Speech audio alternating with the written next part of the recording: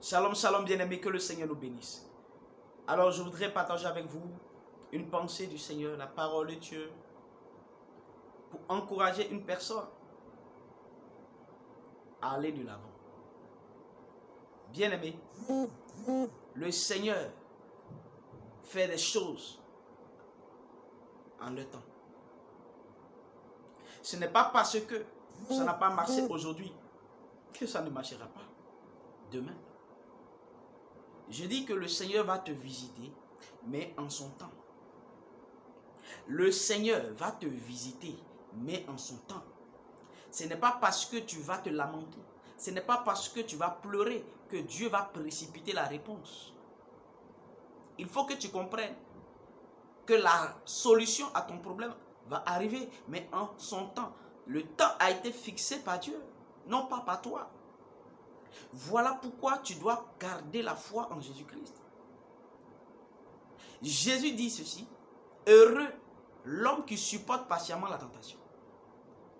Heureux l'homme qui supporte patiemment la tentation. C'est vrai que c'est douloureux, c'est vrai que tu souffres, bien-aimé, mais Dieu dit, pour celui-là qui patiente dans l'affliction, qui patiente dans les temps difficiles, il sera heureux. Cette personne-là obtiendra quoi? La solution à son problème.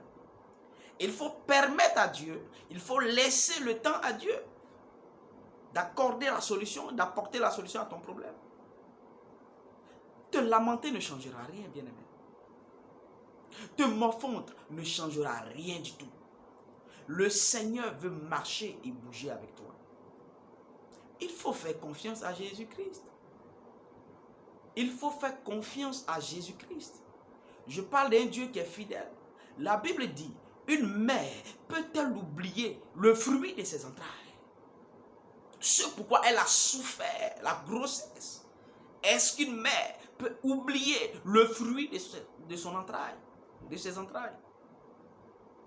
Même la Bible dit ceci, même si elle oubliait, l'Éternel des armées ne peut pas oublier ses enfants. Mon Dieu que j'adore n'oublie pas. Il n'abandonne pas. Il sait ce que tu vis, bien-aimé. Il connaît avec précision ta situation. Ta situation n'est pas si grande devant Dieu. Fais confiance à Jésus-Christ. Ne considère pas ce qui se dit autour de toi. Ne considère pas ce que les hommes disent de toi, bien-aimé. Regarde aux promesses de Dieu. Attache-toi à ces promesses-là.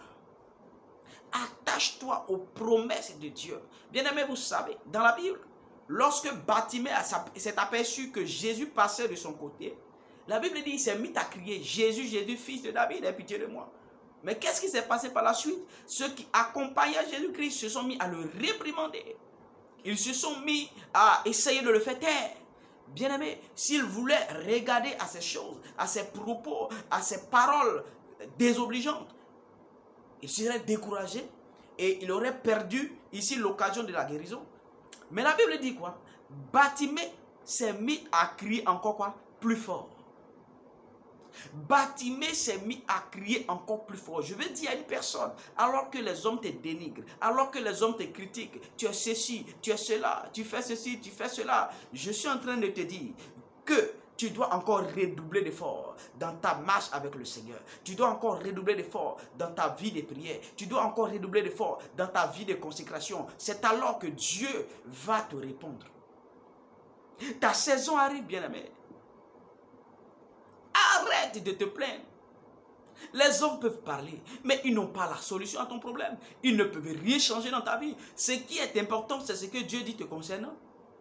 C'est ce que Dieu dit te concernant qui est important. Voilà pourquoi tu dois privilégier la volonté du Seigneur. Voilà pourquoi tu dois garder la foi jusqu'à ce que le miracle arrive. Regarde un peu ce qui s'est passé avec Jésus et Marie aux noces de Cana. Qu'est-ce qui s'est passé? La Bible dit à un moment donné, le vin était fini. Marie se tourne vers Jésus-Christ pour lui dire, le vin est fini. Qu'est-ce que Jésus répond?